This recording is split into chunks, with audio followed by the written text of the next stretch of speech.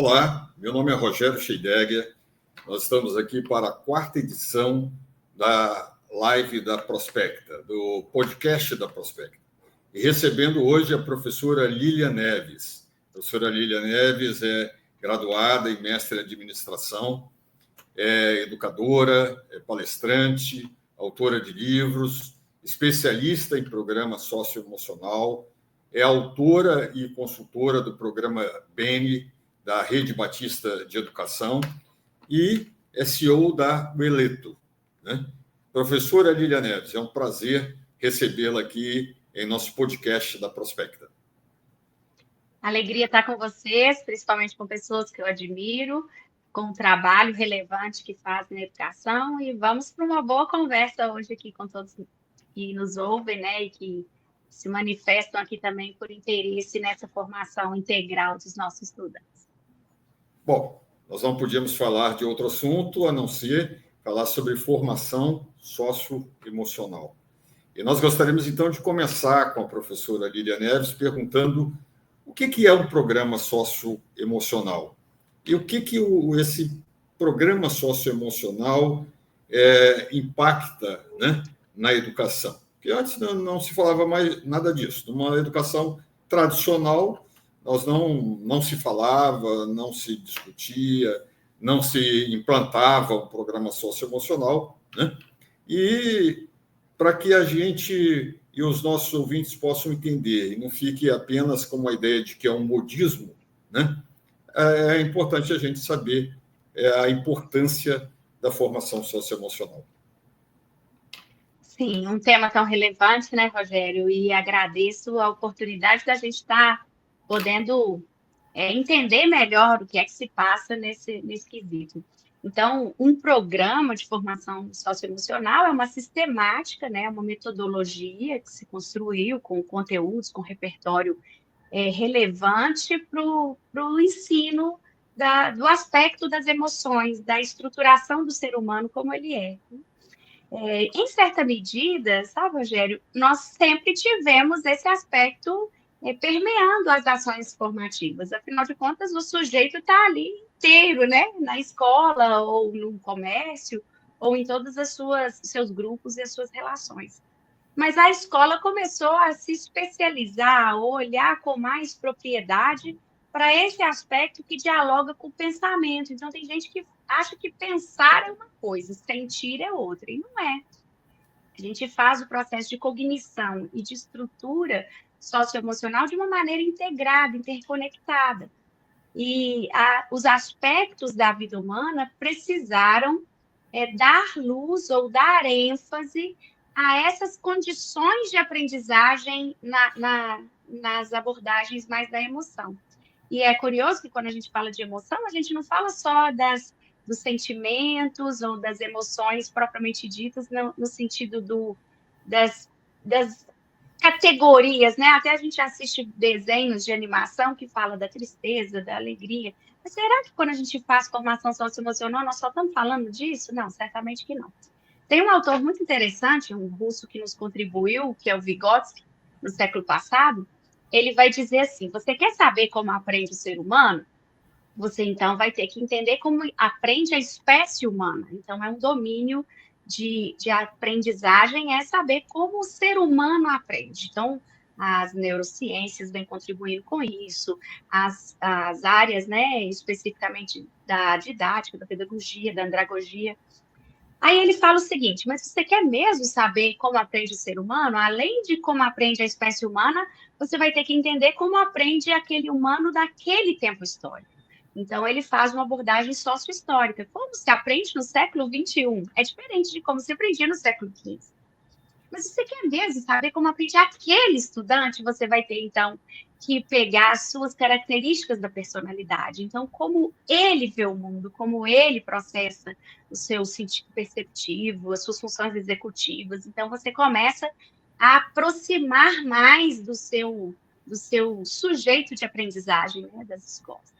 Por fim, ele vai trazer mais um domínio cognitivo, que é a microgênese da aprendizagem, né? Como você aprendeu a matemática naquele dia, que aí é específico do momento de aprendizagem. Mas a gente ficando aí nesse terceiro domínio sobre os aspectos da personalidade, é disso que um programa socioemocional vai se preocupar. Como aprende o ser humano e como a gente pode contribuir para essa formação da personalidade. E aí, nós tivemos uma experiência autoral, né? Você disse aí que eu trabalho mesmo num programa que um time produziu conteúdos e metodologias, que a gente entendeu que não é só as estruturas de personalidade, nós falaremos há pouco sobre quais são, mas também de vivência para o bem comum, então, de uma abordagem da ética. Hoje, eu diria que um programa de formação socioemocional teria que se ocupar de três coisas preponderantemente.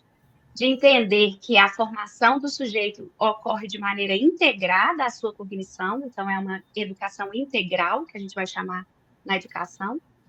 O segundo aspecto, contributos para a formação da personalidade dessa pessoa, que está ali, né, conosco todos os dias, muitas vezes. E a terceira dimensão é como o agir pode fazer bem a todos, que é a dimensão da ética. Então, seria mais ou menos disso que se ocuparia um programa socioemocional. Certo. Bom, você disse que a questão socioemocional ela sempre esteve presente no ser humano, né? Ok. Mas a educação, a educação mais tradicional, até há um tempo atrás, ela se preocupava muito mais com a educação intelectual, com o cognitivo do aluno, né? Do que com o desenvolvimento das suas habilidades socioemocionais. E hoje, as escolas, a educação está mais atenta para isso. As escolas estão mais atentas para isso. Agora, qual o benefício de se trabalhar desde pequeno, né? Desde das primeiras séries, desde a educação infantil, ensino fundamental, essa educação socioemocional dos alunos? O que isso traz de benefício para a formação do aluno e, principalmente, depois, futuramente, para a sua formação profissional? Essa pergunta é preciosa, sabe por quê? Porque ela vai dizer de um caminho que se faz de formação socioemocional e de uma formação ou de uma ação interventora, meio como se apagássemos incêndios de uma questão. Há pouco discutíamos aqui, né, e as redes sociais também reverberam tudo isso, sobre alguns contextos em que se vive a adolescência, seus desafios. Bem, mas será que esses desafios são novos? Será que esses desafios precisam requerer de nós uma atenção específica? Sim. Mas na administração, de onde eu venho, da formação, nós temos duas formas de atuar, que é uma forma preventiva e uma forma reativa.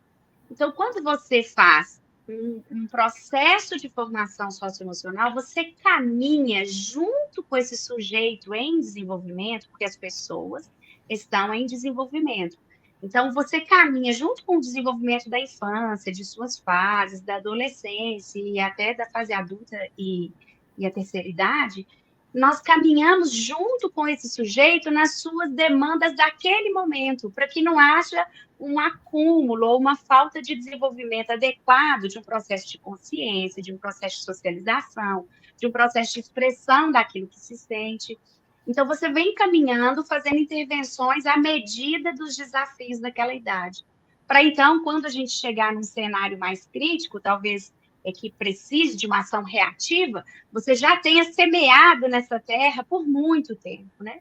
Há quem conte histórias de um plantador de tamareira que falou assim: mas por que você planta tamareira agora, né? Porque a tâmara demora muito tempo para nascer.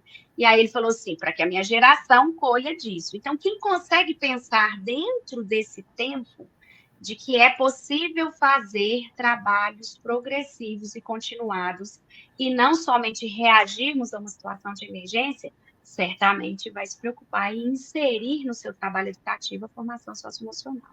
Então, especificamente da infância, por exemplo, a formação do caráter é altamente influenciado pelos 6 primeiros anos de idade, que é a primeira infância. Então, trabalhar na primeira infância pode parecer algo mais lúdico, mas lúdico é só a metodologia, mas os valores, os princípios, os contributos de emoções sendo resolvidos ali naquele primeiro tempo da vida, elas certamente vão frutificar como a tamareira anos mais tarde. Até no mesmo tempo, né, Rogério? Sim. A gente já percebe esses resultados imediatamente, né, na capacidade de falar. Agora, eu vou só assim, uma questão ilustrativa. Há um profissional que tem atuado no nosso meio, falando sobre socioemocional, mas não uma pessoa, uma categoria, dizendo assim, qual é a melhor emoção? Né? E isso reverbera para nós de uma maneira ou outra. A melhor emoção, eu posso dizer, qual é a melhor emoção? A gente vai dizer só depois, para a turma ficar na expectativa, Rogério. Qual seria a melhor emoção para o sujeito? Ok, vamos ficar nessa expectativa. E aí? Não, pode deixar, então? Então, pronto. Tá, mas eu estaria certo, então, em dizer que um bom programa socioemocional implantado numa escola, implantado de forma eficaz, ele vai contribuir, ele pode contribuir realmente para a formação integral do aluno, para que como você falou, no presente e depois futuramente, ele esteja melhor preparado para a sua convivência, né, em família, convivência na sociedade, convivência profissional, na igreja, etc. Correto? Sim.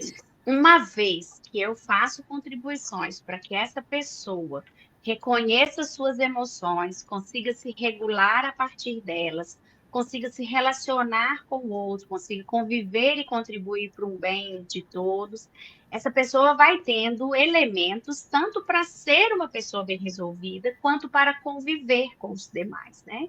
Quanto para contribuir com o planeta e sua sustentabilidade, questões até bem mais amplas do que socialmente, só propriamente um relacionamento.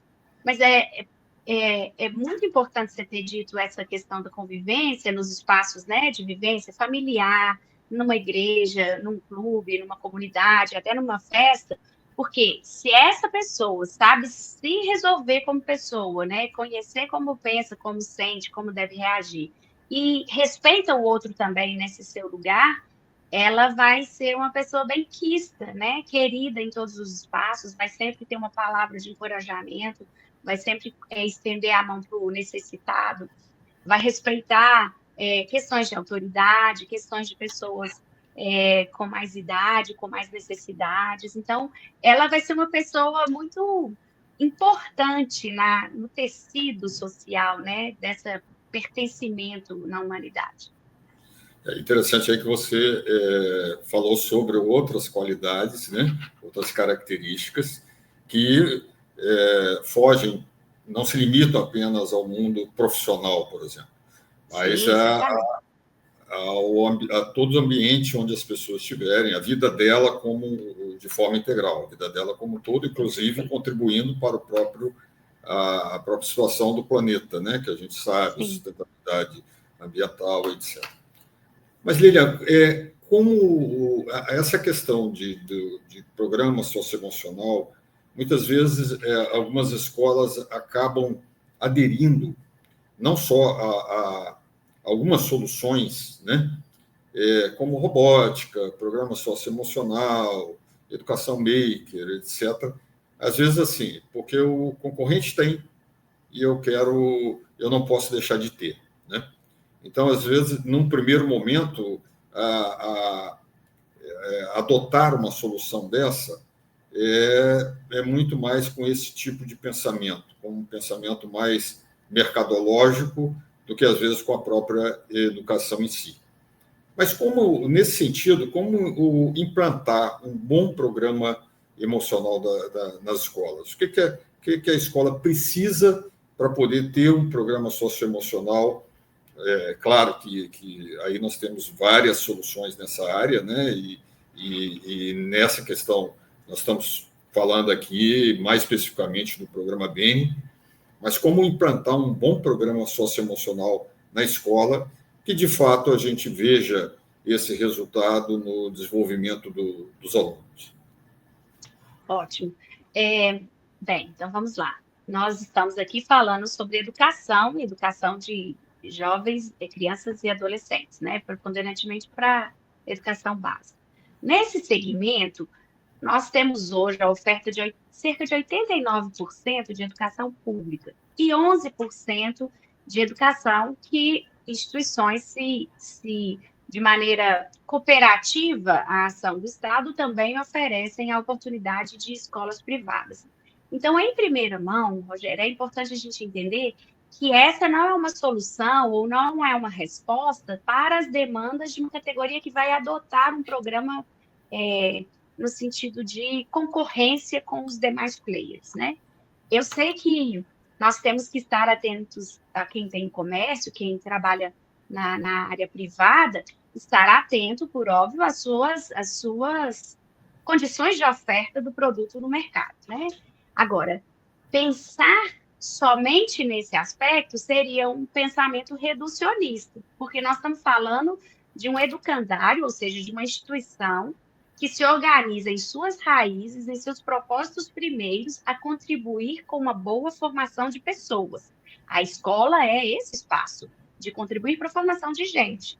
Então, não só porque você precisa ter um programa e se alinhar às demais ofertas, às condições de oferta do mercado, mas por entender, talvez esse seria o coração pulsante de um educador, né, de um gestor de escola, que efetivamente você estaria contribuindo para uma boa formação daqueles estudantes, onde eles terão a oportunidade de aprender, ter conhecimentos e de aprender acerca de si mesmo, acerca do desenvolvimento da sua personalidade, acerca da sua ética.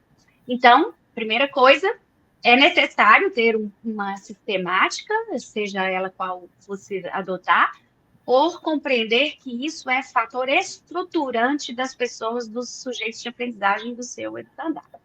A compreensão da importância, né, que esse programa, que um programa socioemocional pode ter para o desenvolvimento dos alunos. Certamente. Então, tem uma pessoa ali que eu preciso criar condições ótimas para que ele se desenvolva na sua aprendizagem, na sua plenitude de ser humano, né, de compreender essa vida de maneira mais ampla.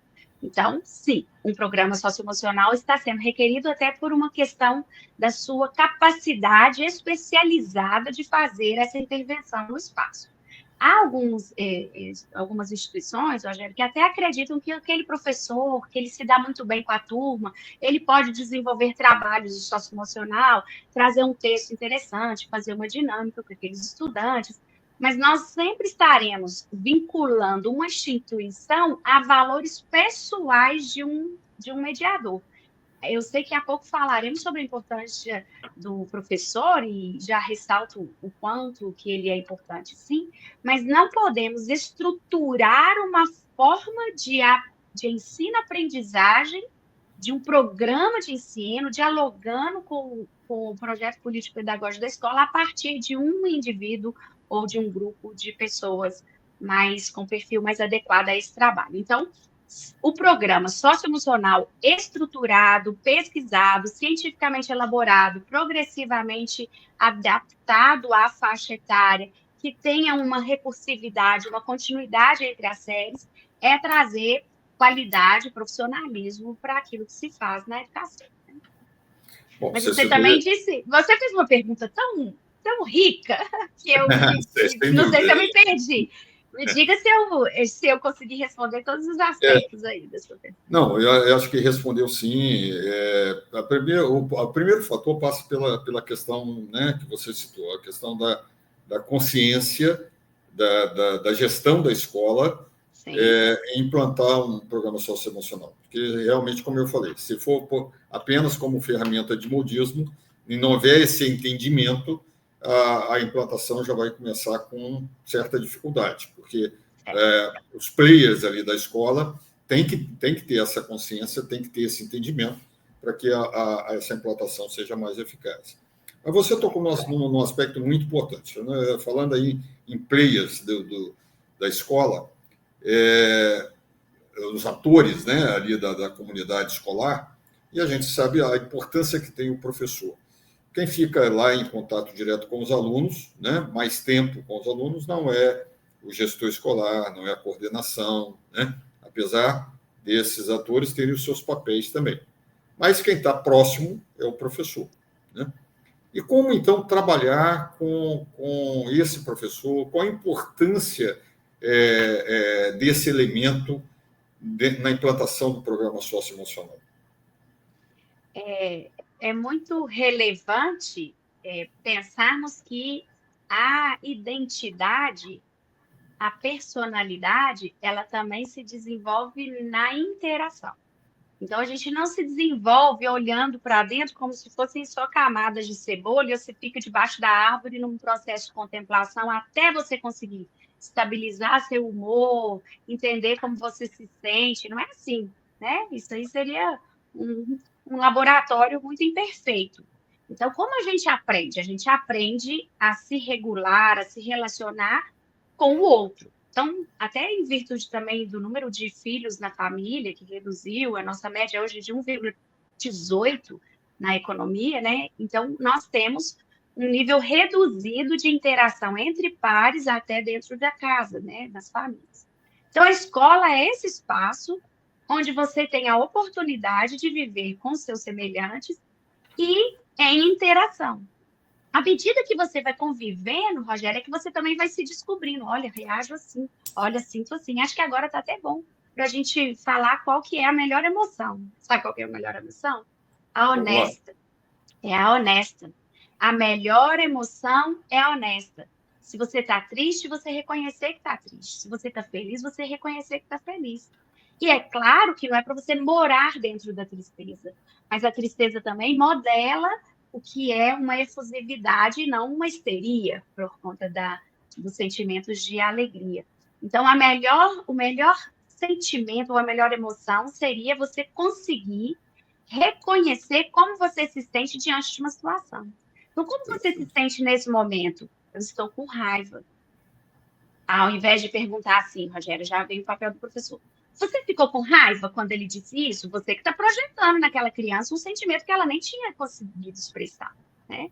Então, um briga com o outro, você fala assim, como você se sentiu? Diga para ele ou para ela. Eu não gostei. Só da pessoa conseguir falar eu não gostei, nós estamos desenvolvendo, e no programa VN a gente tem esse eixo, a extroversão ou a comunicabilidade, a capacidade de expressar com clareza como eu me sinto, com respeito, com clareza.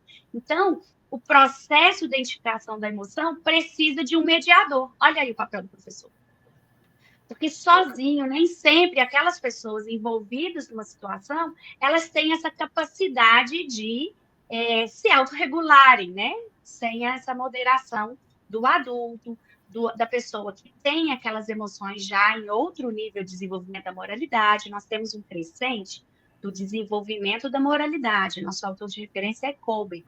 Ele vai dizer o seguinte: por que é que fazemos a coisa como fazemos? Por que fazemos assim?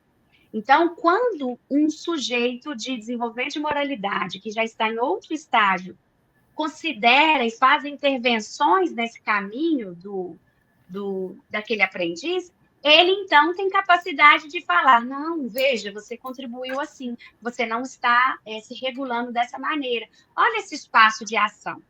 Então, para o programa BEN, o professor é o interlocutor qualificado, ele é o mediador, ele é quem vai organizar, preparar, orientar as situações de experiências de aprendizagem.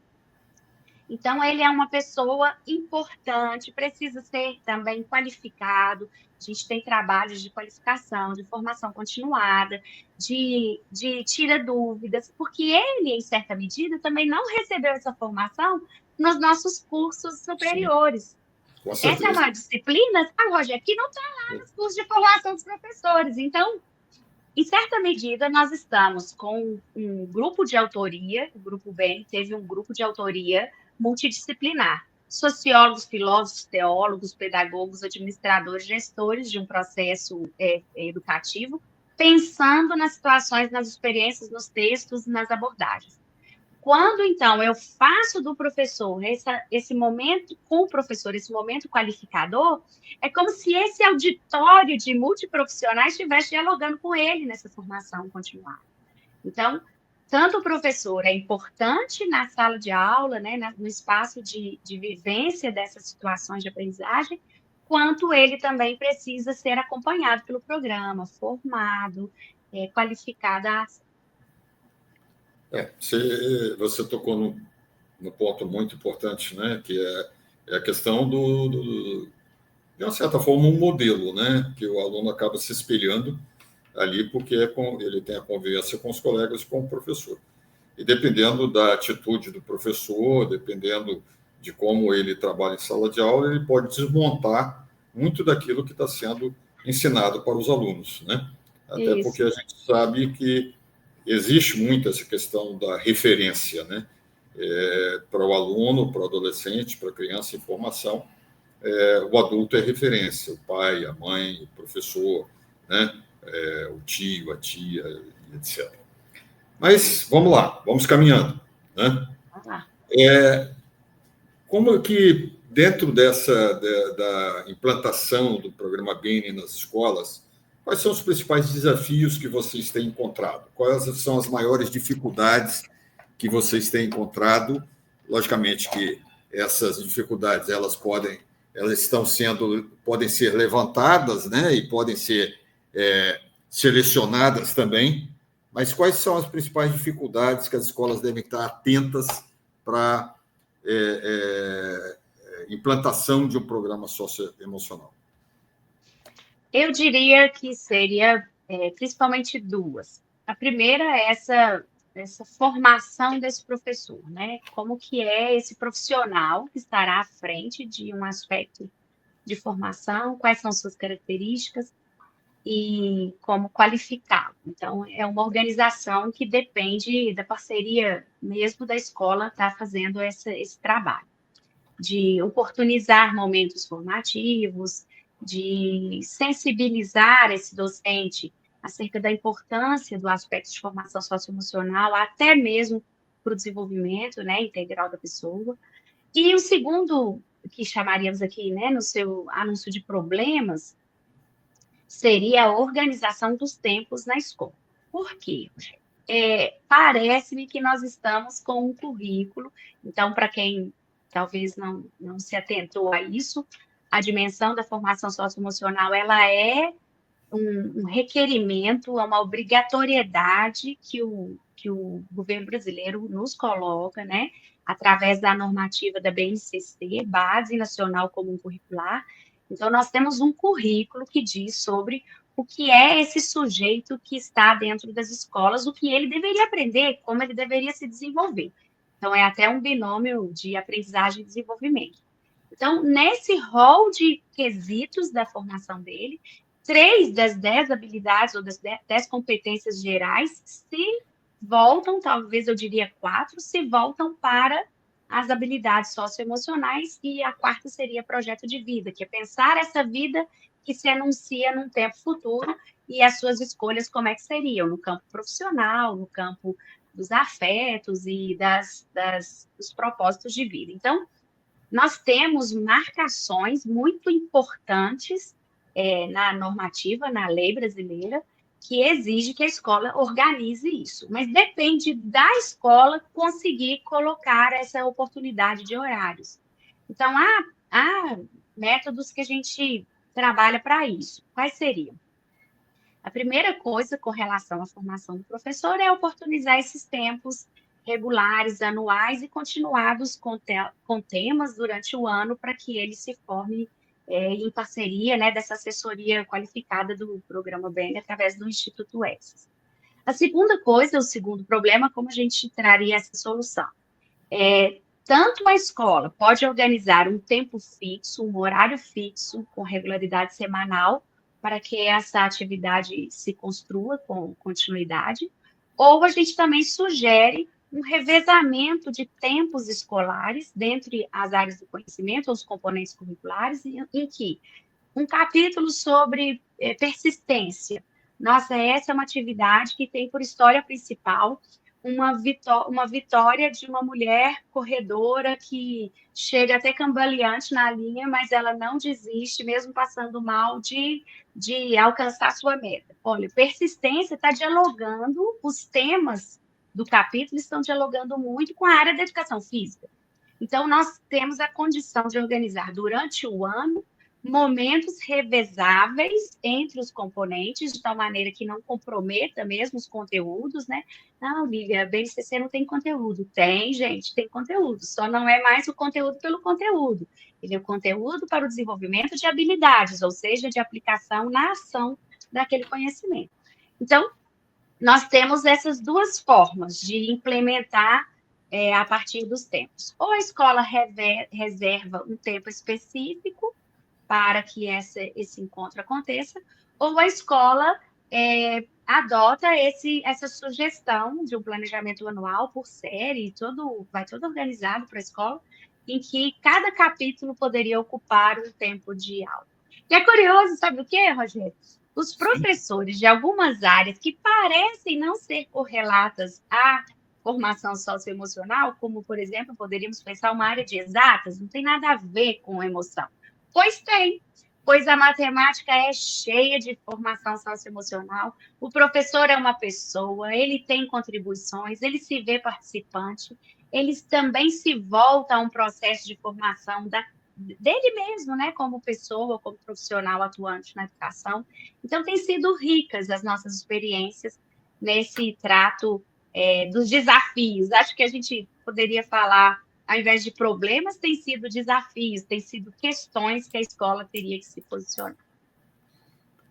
Você falou uma coisa interessante, né? Nós não podemos limitar a questão, né, da implantação do programa socioemocional apenas num professor de projeto de vida, por exemplo, né? Realmente, todos os professores têm que ser incluídos nessa formação e capacitados, como o programa BENI faz. Mas, Lilian, o que você pode falar do programa BENI? Qual a importância? A gente sabe, assim, no meio da educação escolar cristã, nós temos o programa BENI, provavelmente, pelo que eu conheço, é o programa mais importante, é o programa mais conhecido dentro dessa área, né? E eu sei que o programa BENI ele não se restringe para a educação escolar cristã, né? Ele também pode ser utilizado por qualquer escolas leigas também, né? Não confessionais. Mas o que você pode dizer, né, a respeito do programa BENI, e se uma escola tiver interesse, então, na implantação de um bom programa socioemocional, como que ela deve procurar conhecer a respeito do BENI, como que ela pode fazer contato. Fale um pouco mais para a gente, mais especificamente, sobre o programa BENI, que é da Rede Batista de Educação. Agradecemos também a oportunidade de diálogo aqui com o Prospecto, explicando estritamente o que é o programa BENI. Então, vamos lá. Um grupo de pessoas realizou uma palavra de principal nesse contemporâneo nosso, o Japão, há uns 10 anos, falou assim: se há algo que precisa ser feito nessa geração, na sociedade do bem-estar, como ele classifica, seria curadoria. Ou seja, as pessoas hoje têm acesso a conhecimentos, têm acesso a muitos textos, muitos vídeos, muitas experiências, mas reservar a curadoria no mundo das artes, na área das artes, significa cuidado, capricho, critério em selecionar. Se você vai fazer uma instalação de arte, por exemplo, vamos usar Van Gogh, que já é domínio público, a gente não está divulgando uma obra aí. Se você for fazer uma instalação de Van Gogh, quem é o artista que vai criar as experiências que trariam àquela pessoa de vivência daquela situação uma sequência de cuidado? Então, é isso que o programa BENI fez. Ele pegou todos os aspectos da psicologia, do desenvolvimento psicológico, da filosofia, da sociologia, da teologia também, e criou uma trilha, um caminho de vivências e de experiências com cuidado ao seu interlocutor. Então, é o primeiro ponto. O segundo tangencia o aspecto da religiosidade, né? Ou, para quem é da confissão cristã, da confessionalidade. Essa é uma palavra muito apropriada para nós. Há essa marcação de que a educação precisa ser laica, ou seja, o Estado não tem que decidir acerca da religião das pessoas. Ok. Sim. Mas há também na BNCC a dimensão do ensino religioso, que é outra área, a educação socioemocional, ela é transversal a tudo isso. O que seria hoje o ensino religioso? A capacidade da escola de orientar acerca das religiões, desse aspecto de vida transcendente. Tá? Então, seja a escola confessional, seja a escola laica, todos eles têm os dois desafios de orientar acerca da vida de transcendência religiosa, né? Ou a menos respeitar as confissões, e da formação socioemocional. Mas o que o Beni faz? O Beni fez uma curadoria que, ao respeitar, também não traz para o rol de pensamentos talvez esotéricos que tangenciam o processo de formação socioemocional para dentro de um programa. Eu fiz análise de um programa, vou dizer de outros dois, certamente sem citar nomes. E ali fala sobre destino, fala sobre meditações, fala sobre estados de alteração de consciência. Então, será que isso é formar uma emoção equilibrada através desses mecanismos? Então, a escola que adotar um processo que inclui métodos de esoterismo, ela não está propriamente se posicionando coerente a uma educação, digamos assim, que respeite exatamente essa liberdade religiosa. A segunda pergunta, a segunda experiência foi de um outro programa, sabe, Rogério, que começa a ficar arriscado, que cria situações entre os estudantes de um nível de exposição do sujeito que depois ele não consegue resgatar aquilo.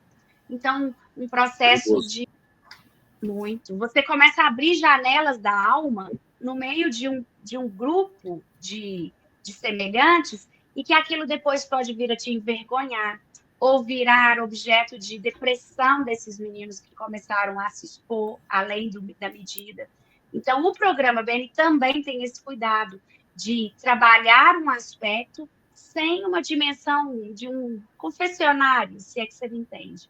Então, assim, é muito sensível esse caminho, é muito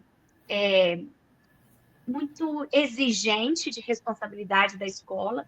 Então, ter um bom parceiro que saiba fazer isso e transitou com muitas pessoas pensando, muitas camadas de leitores críticos e de curadoria em cima do material, é fazer uma parceria para você não ter também nem problemas e nem causar, digamos assim, dano na alma de um sujeito. Nós estamos falando aqui de uma formação de quem somos, né? Muito mais do que o que aprendemos ou o conteúdo que sabemos. E como ele faz isso, talvez valesse a pena. Nós temos essa dupla dimensão, que é formar a partir da personalidade. Então, nós temos contributos para o desenvolvimento da extroversão, da estabilidade emocional, da socialização, da consciência e da capacidade de resolver problemas, né? E também da dimensão da ética. E a ética a gente trabalha no estágio das virtudes morais, ou qual é aquele valor que ele se qualifica para o bem. Então, por exemplo, beleza é um valor das pessoas, mas será que ela necessariamente se qualifica para o bem comum?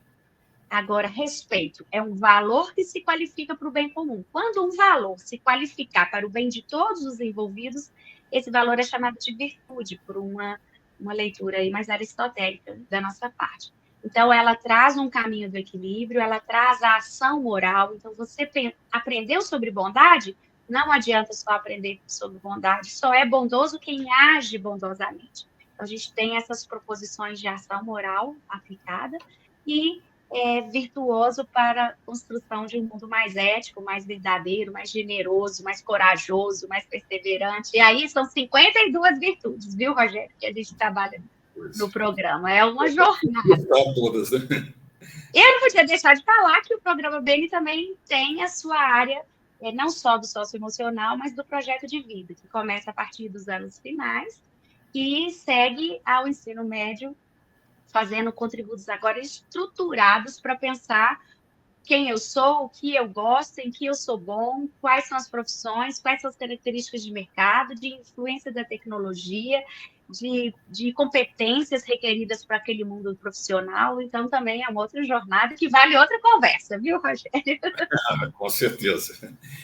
Mas você tocou num ponto bem importante aí, né? Que o cuidado, eu nem tinha pensado a respeito disso, mas o cuidado de trabalhar isso em sala de aula, né? Como você citou de um exemplo aí, principalmente na adolescência, já é uma fase mais difícil, né? Hoje em dia, né, que nós temos problemas de que muitas famílias que não estão estruturadas o suficiente para a formação desse adolescente, e o cuidado de se trabalhar isso na escola, porque senão você pode partir para outros caminhos que, ao invés de ajudar, vai desestabilizar as emoções. E outro ponto também que o professor ele não é um profissional dessa área de emoções, né? Ele não é um psicólogo, ele vai trabalhar dentro do seu, conforme ele for orientado, conforme for o seu papel. E aí vamos dizer, uma qualidade aí do programa Bene, né? Com esse cuidado, né? Para realmente termos resultado na formação socioemocional do aluno, mas isso não despertar ou não acabar abrindo feridas, né? Que possam desestabilizar emocionalmente o aluno. Muito interessante esse ponto aí que eu não tinha pensado. Lilian, como você à vontade. Me vale, talvez, um adendo aí na última pergunta. Acho que o programa é tão rico, Rogério, que a gente vai lembrando, nossa, ainda tem isso, nossa, ainda tem aquilo outro. Que é, só mesmo para completar, talvez, essa apresentação, é que as escolas interessadas ou as de segmento educacional confessional, ou seja, tem um valor cristão na sua declaração, né, de propósitos, nós temos, junto com o material socioemocional, que é acessível a todas as escolas, independentemente da sua né, matriz confessional, mas nós também temos um volume que é chamado de ética plena, ou seja, como seria trabalhar essa mesma virtude do respeito a partir de uma leitura bíblica, ou a partir de um personagem que vivenciou o respeito ou a coragem. Então, temos a rainha Esther, que é a corajosa, que ela se posicionou para falar com o rei em determinado momento a favor de uma perseguição que o seu povo estava sofrendo. Então, a gente pega essas histórias e aplica a virtude que foi trabalhada de maneira ampla, mas aplica também num volume específico da educação confessional. E o segundo aspecto é que ele também dialoga com a tecnologia. Então, nós temos videoaulas, temos uma plataforma de quizzes e avaliações socioemocional, que é um outro mundo bem complexo de se dizer, mas a gente vai acompanhando essas evidências de aprendizagem que são possíveis no decorrer do processo. Então, é um programa que foi feito com muito carinho, além da turma do bem, os personagens possuem caracterizações de cada um dos fatores de personalidade com mais evidência. Tem o Rubinho, que é em homenagem ao Dr. Rubens Cordeiro, que é autor e curador do programa, vale a pena sempre a gente referendar, né, a qualidade desse programa a partir dessa experiência de vida e dessa qualificação do Dr. Rubens. Então, tem o Rubinho, que é um personagem que ele é mais regulado emocionalmente, ele resolve os problemas, ele pondera com a turma. Então, é uma diversão. Bacana. Bom, nós só temos que agradecer ao programa Bene, porque ele sempre foi nosso parceiro, né? Desde o primeiro evento da Prospecta, nós estamos, o Bene está junto com a gente, vai estar, né? Está como patrocinador novamente no Prospecta Summit deste ano.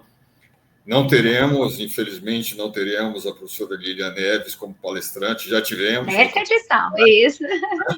Mas vamos pensar futuramente, quem sabe para o ano que vem a Lilian não está lá com a gente, porque é realmente uma pessoa que tem um entendimento muito grande, tem uma formação bem interessante, conhece muito a respeito desse assunto, de outros também, é claro, mas do assunto que nós estamos tratando hoje. Lilian, estamos chegando ao final, queremos agradecer muito aí o seu tempo, né, a sua disponibilidade de estar com a gente aqui no podcast da Prospecta, e fica nosso agradecimento, e aí fique à vontade para uma palavra final, né, nesse momento.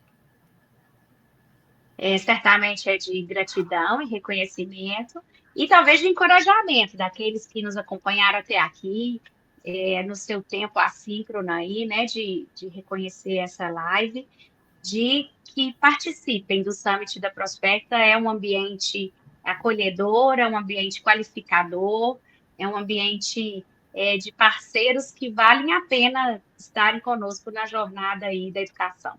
Porque os desafios são muitos, né, Rogério? Então, a gente tem que ter bons parceiros para caminhar nisso. Com certeza. Então, tem que ter... E no caso do Beni, é o apoio, né, que as escolas podem ter nessa área, né? Certamente. Programa Beni ali na escola. É apoio total. Bom, agradecemos, então, a professora Lília Neves, agradecemos ao programa Beni, né? E fiquem com Deus. Estaremos lá, Prospecta Summit, 16 de maio, lá no Rio de Janeiro. Um abraço a todos. Até mais.